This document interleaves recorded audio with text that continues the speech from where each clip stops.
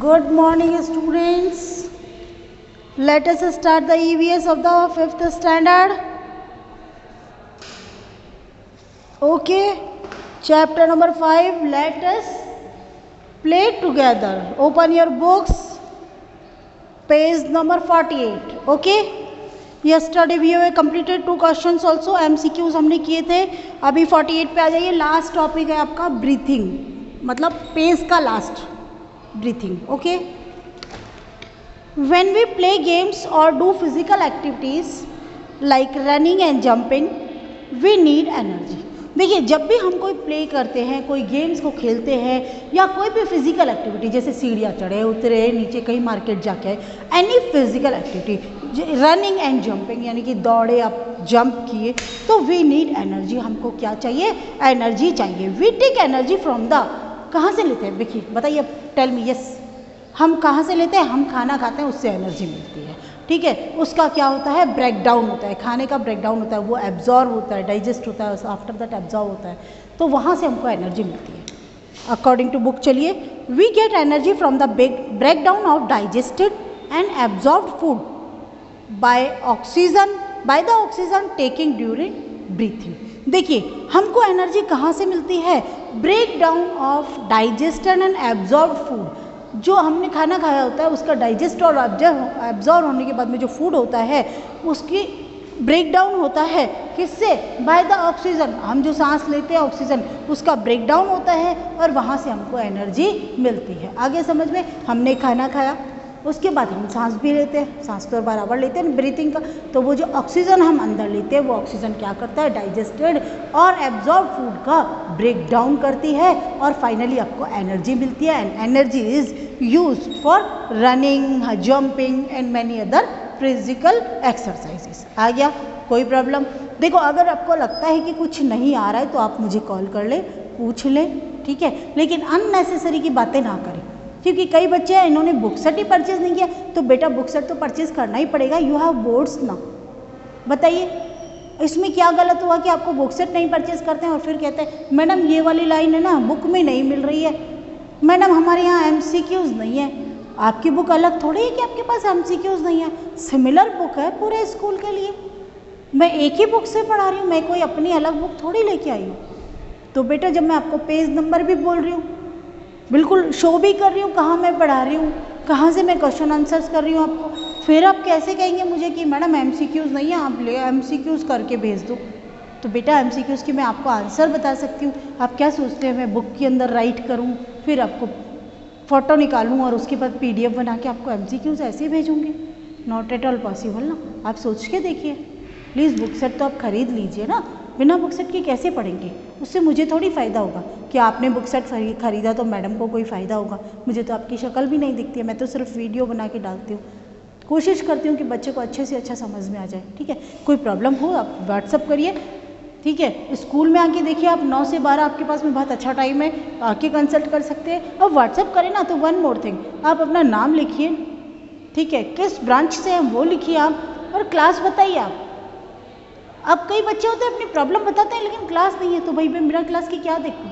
अब प्रॉब्लम बता देते हैं, अपना नाम वाम कुछ नहीं, मैं क्या समझूँ कि कौन बच्चा है कौन नहीं. फर्स्ट ऑफ ऑल इंट्रोड्यूस, मैंने भी आपको तो बताया, I'm सरिता सोनी, शुरू में बताया था ना. अब आप मुझसे फैमिलियर हो गए, तो आप पुरानी चुंगी के हैं, जामडोली के हैं या कहीं और के, जान गए ना आप मुझे. तो प्लीज़, है ना. Okay, let's start. The mechanism by which organism take in oxygen from the air and gives out carbon dioxide is called breathing. तो what is the breathing? Breathing means a mechanism by which, एक ऐसा mechanism, एक ऐसी क्रिया जिसके अंदर हम oxygen को, एक कोई भी ऑर्गेनिज्म क्या करता है, ऑक्सीजन को हवा से अंदर लेता है ना. हवा में जो ऑक्सीजन है उसको अपने अंदर लेता है और गिव आउट कार्बन डाइऑक्साइड, और कार्बन डाइऑक्साइड को बाहर निकालता है. Is called breathing. तो the mechanism by which organisms take in oxygen from the air and give out carbon dioxide is called breathing. हो गया. The taking of air rich in oxygen into the body is called inhalation. क्या कहते हैं उसको? Inhalation.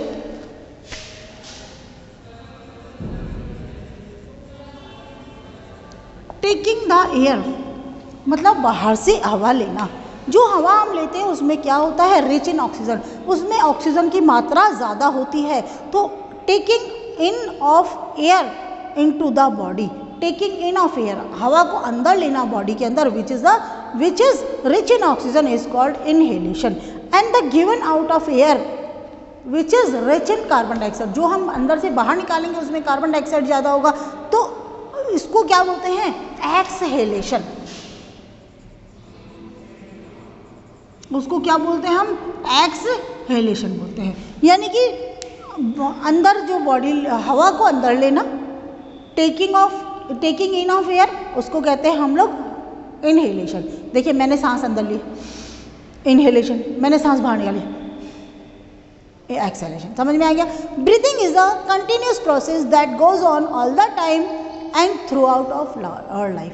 Breathing क्या है, it is a continuous process that goes on all the time, पूरे time चलता है, and throughout our life, पूरी ज़िंदगी, जब तक हम जिएंगे तब तक चलेगा। जिस दिन ब्रीथिंग नहीं होगा हम लोग ऊपर पहुंचेंगे। समझ में आया ना। तो विदाउट ब्रीथिंग तो चलता ही नहीं है।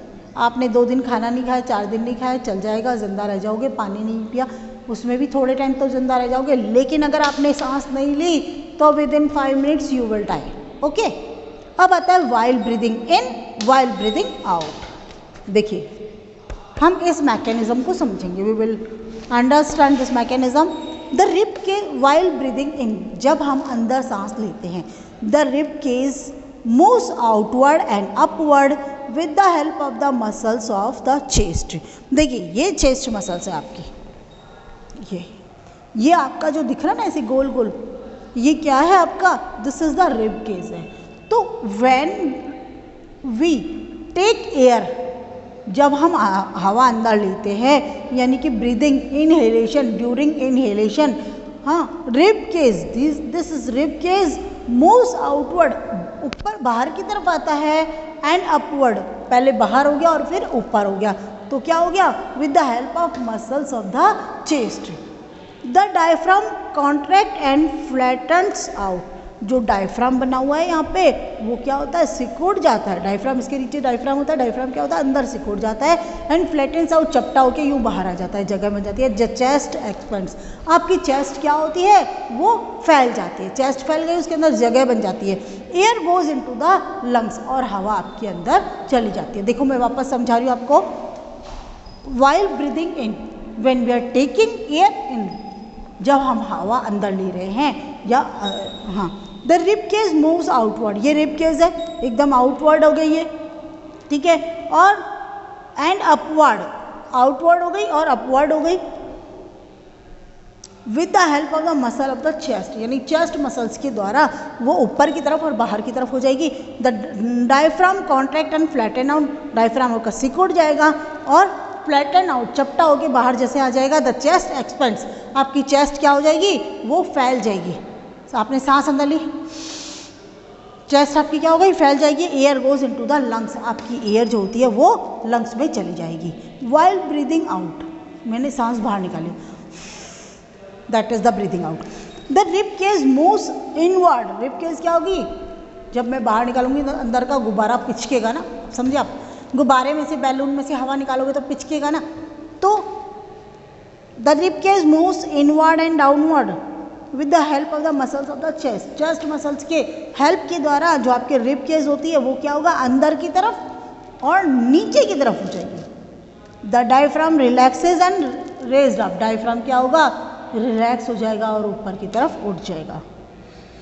ये देखिए, diaphragm relaxes and rises upward, ऊपर की तरफ आ गया ये। द चेस्ट कॉन्ट्रैक्ट, आपकी चेस्ट सिकुड़ जाएगी, and the air goes out of the lungs, आपके लंग्स से हवा बाहर चली जाएगी। आ गया समझ में। Activity number 1, when we breathe in our chest expands, जब हम सांस अंदर लेते हैं हमारी चेस्ट एक्सपेंड हो जाती है, बड़ी हो जाती है, फैल जाती है। गुब्बारे में हवा डालो, फैलेगा ना, that is the. When we breathe out, जब हम सांस बाहर निकालते हैं और चेस्ट बिकम्स नॉर्मल, हमारी चेस्ट नॉर्मल हो जाती है। Ask your friend to measure your chest with a measuring tape when you breathe in and just after you breathe out, write your observation. आपने क्या करना है, फर्स्ट ऑफ ऑल अपने किसी फ्रेंड को बुलाइए, उससे क्या कहिए, जब वो सांस को बाहर लेता है तो अब उसकी आप चेस्ट का मेज़र करिए और जब सांस को अंदर ले लेता है तब उसकी चेस्ट का मेज़रमेंट करिए। ठीक है, आपका सेंटीमीटर में मेज़र करना है, एक अच्छी एक्टिविटी है, आप कर सकते हैं। Activity number 2, experience breathing experience. Keep your hand on the chest to feel the process of breathing in and breathing out. अब आपने क्या करना है, आपकी चेस्ट है, आप यहाँ पे हाथ रखिए, आपको बाकायदा धीरे धीरे सांस लीजिए, अंदर सांस लेंगे, बाहर सांस छोड़ेंगे आप, तो ये उसको क्या करेंगे, ब्रीदिंग इन और आउट को आप उसको बराबर महसूस कर लेंगे।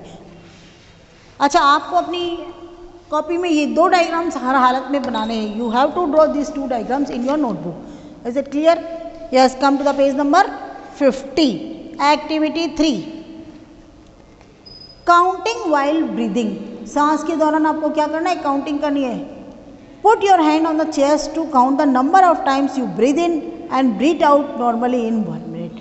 आप अपने हाथ को अपने चेस्ट पे रखिए और क्या करेंगे कि काउंटिंग करिए कि इतने 1 मिनट में आप कितनी बार सांस अंदर लेते हो और कितनी बार सांस बाहर निकालते हो। कितनी बार आप अपनी सांस को अंदर लेते हो और कितनी बार सांस को बाहर निकालते हो। ठीक है, now run for some time. कुछ देर के लिए आप दौड़िए।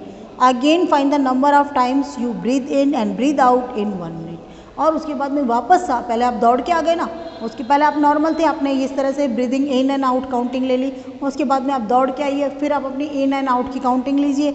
Right your observation in the following manner. Number of times you breathe in and breathe out in a minute while at rest. जब आप रेस्ट वाली पोजीशन में हैं तो 1 मिनट में आप कितनी बार सांस अंदर लेते हैं और कितनी बार बाहर निकालते हैं। Number of times you breathe in breathe out in a minute after running. Running करने के बाद में 1 मिनट में आप कितने टाइम बार अंदर सांस लेते हैं और कितनी सांस बाहर निकालते हैं। What do you observe? आपने क्या ऑब्जर्व किया? Whenever we run or do some physical exercise, we breathe faster. जब भी हम दौड़ते हैं या कोई फिजिकल एक्सरसाइज करते हैं, कोई शारीरिक काम करते हैं, शारीरिक व्यायाम करते हैं, एक्सरसाइज कसरत करते हैं, वी ब्रीथ फास्टर, हम ज़्यादा तेज़ी से क्या करते हैं, सांस लेते हैं। आप जानते हैं क्यों? Because we need more energy when we do physical exercise और रनिंग। जब हम दौड़ रहे होते हैं या कोई फिजिकल एक्सरसाइज करते हैं तो हमको ज़्यादा सांस लेना पड़ता है, ज़्यादा एनर्जी चाहिए। So we need more oxygen. ज़्यादा एनर्जी चाहिए तो ज़्यादा ऑक्सीजन चाहिए, and that is why we breathe faster. और यही एक कारण है कि हम तेज़ी से सांस लेते हैं। Activity 4, to show that the air we breathe out contains water vapour. आपको क्या एक्टिविटी करनी है, क्या प्रूव करना है कि जो हवा हम मुंह से बाहर निकालते हैं उसमें वाटर वेपर प्रेजेंट होती है। Stand in front of a mirror. एक कांच के सामने आप खड़े हो जाइए। यू सी योर इमेज, अपनी इमेज देखिए, शक्ल देखिए, कांच में रोज करते हैं ना आप तो। Now breathe out air in, breathe out air over the surface of the mirror. और मिरर के ऊपर अपनी सांस छोड़ दीजिए। आप क्या देखते हैं? You notice that your image gets blurred. आपकी जो इमेज है, आपकी जो तस्वीर कांच में दिख रही है वो ब्लड हो जाती है, माने कि धुंधली हो जाती है। Why? This is because of the water vapour present in the air that we breathe out. ये इसलिए होता है क्योंकि water vapour present in the air, water हमारे हवा में जो प्रेजेंट वाटर वेपर होते हैं दैट वी ब्रीथ आउट, हम जो बाहर हवा निकालते हैं, बाहर सांस निकालते हैं, उसके अंदर वाटर वेपर प्रेजेंट होता है। The water vapour condenses on the cool surface of the mirror. और मिरर के ठंडी सतह पर जो पानी की भाप होती है, वाटर वेपर होती है, वो कंडेंस हो जाती है, इकट्ठी हो जाती है। So we can say that the air we breathe out contains water vapour. इसलिए हम कह सकते हैं कि वो हवा जिसे हम सांस के द्वारा बाहर निकालते हैं उसके अंदर क्या होता है, वाटर वेपर होता है। ऑन अ कोल्ड डे, एक ठंडे दिन के, व्हेन वी स्पीक और blow out air from our mouth, जब हम बोलते हैं या हवा निकालते हैं, मुंह से हवा निकालते हैं, clouds of mist comes out, एक धुआं सा, बादलों का धुआं सा बाहर आता है, कोहरा सा बाहर आ जाता है ना। वाई? क्यों आता है? When we breathe out water vapour In our breath, condenses on coming in contact with the cold air of the atmosphere and mist is formed. और क्यों? क्योंकि सर्दी के टाइम में जब हम सांस को बाहर निकालते हैं, ब्रीद आउट करते हैं, जो हमारे मुंह से बाहर निकलती है कौन? अंदर की जो वाटर वेपर, जो हवा निकलती है, उसके साथ में क्या होता है? वाटर वेपर होता है। वाटर वेपर क्या होता है? लेकिन बाहर एकदम ठंड होती है, तो वाटर वेपर जो होता है वो कंडेंस होता है when it comes in the contact of the cold air of the atmosphere and mist is formed. और क्या बनता है? आपका कोहरा बनता है। आ गया समझ में? Any problem?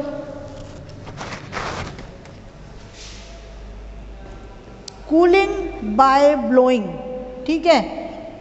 अब कैसे करेंगे अपन cooling by blowing?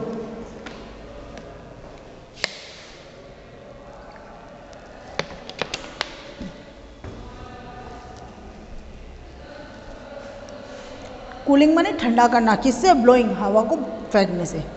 When we have to drink hot milk और soup, what do we normally do? जब हमको कभी कभी गरम गरम दूध पीना पड़े, गरम गरम सूप पीना पड़े, तो हम साधारण रूप से क्या करते हैं? We blow out air from our mouth. हम क्या करते हैं?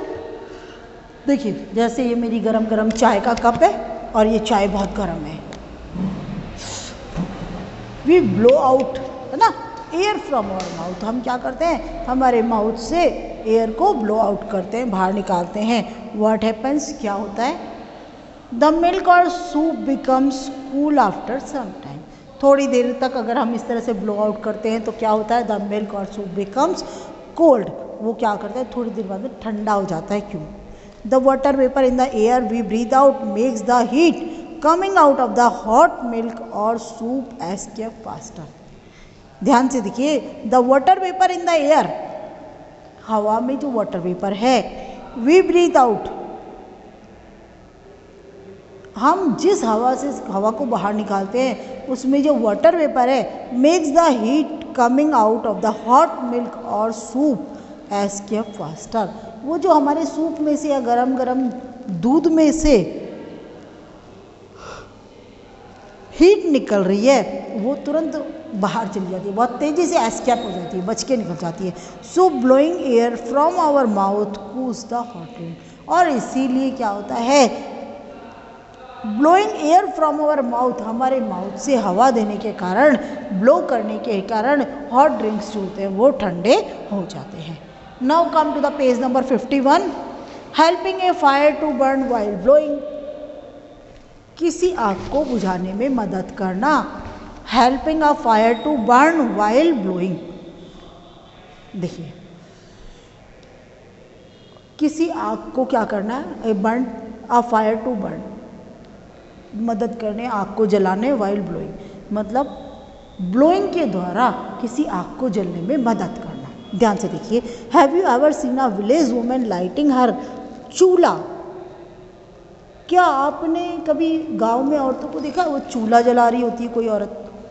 स्टोव मेड ऑफ क्ले, यानी कि मिट्टी से बना हुआ स्टोव यू कह सकते हो। हाँ, ब्लोइंग ऑफ द आउट। ये देखिए, ये गांव की एक अंदर एक लेडी है जो चूल्हा जला रही है। आज भी आप चले जाइए गांव वाला एरिया में, आपको इस तरह के बहुत सारे मिल जाएंगे।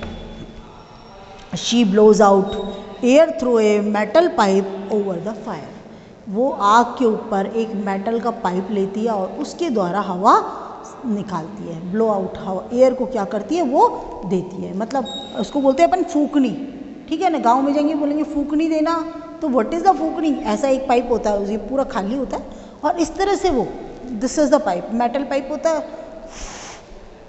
तो उसे हम क्या कहते हैं? The blow out air through a metal pipe over the fire, आग के ऊपर इस तरह से हवा देती है।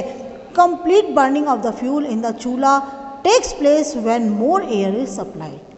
देखिए, जलने के लिए ऑक्सीजन एसेंशियल होती है।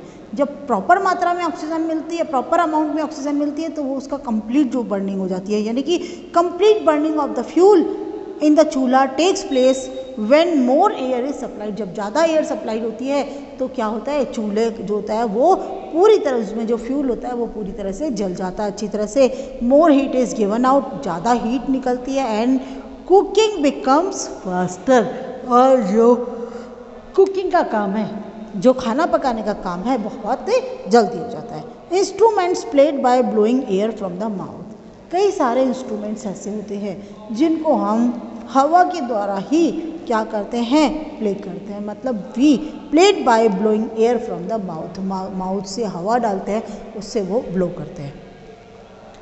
Number 1, we play many musical instrument by blowing air from the mouth. पहला नंबर फ्लूट, जिसे कहते हैं बांसुरी। दूसरा नंबर होता है सैक्सोफोन, दिख रहा है आपको।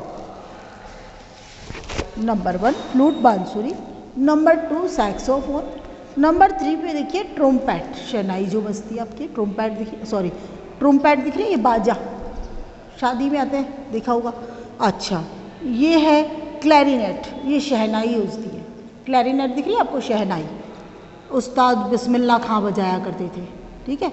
और फ्रेंच हॉर्न, ये है फ्रेंच हॉर्न, ये भी बाजे वालों का बस मिलता है फ्रेंच हॉर्न। अगर नहीं देखा है तो आप अपने बाद में जब किसी शादी के अंदर देखो तो वहाँ देखना। अभी तो लॉकडाउन है, शादियाँ ज़रा कम हो रही है, ठीक है ना, इतनी धूमधाम से नहीं होती है कि वहाँ पे ये ट्रम्पेट और फ्रेंच हॉर्न आपको दिख जाए, ठीक है। लेकिन आप लोगों में से बहुत लोगों ने देखा होगा, नहीं देखा तो कोई बात नहीं, थोड़े दिन में corona will be over and after that we will live the normal life, at that time you will find out. Always breathe through the nose, हमें हमेशा क्या होता है, नाक से सांस लेना चाहिए। There are some very fine hairs in our nerves, हमारे नाक के अंदर छोटे छोटे बाल होते हैं, बहुत ज़्यादा बारीक होते हैं। They trap the dust and jumps in the air we breathe in. जब हम सांस लेते हैं तो क्या करते हैं, हमारी सांस के साथ जो बहुत सारी धूल और मिट्टी के कण होते हैं, जम्स होते हैं, वो उन सबको वहीं रोक लेते हैं। And prevent them from entering our lungs, वो वहीं ट्रैप कर लेते हैं और उसको हमारे लंग्स में जाने से रोक लेते हैं। When we breathe in air through the mouth, लेकिन जब हम मुंह के द्वारा सांस लेते हैं, the air that enters our lungs is not clean, क्योंकि उसमें जो डस्ट पार्टिकल्स थे, जम्स थे, वो सारे के सारे अंदर चले गए। तो यानी कि जो एयर हमारे लंग्स में एंटर होती है वो क्लीन नहीं होती है। It carries dust and germs into our lungs, ये हमारे जो लंग्स है उसमें डस्ट और जम्स को ले जाती है। एंड वी फॉल सिक, हम क्या हो जाते हैं, बीमार होते हैं। Now we have completed the chapter. Okay, thank you, stay at your home, be safe.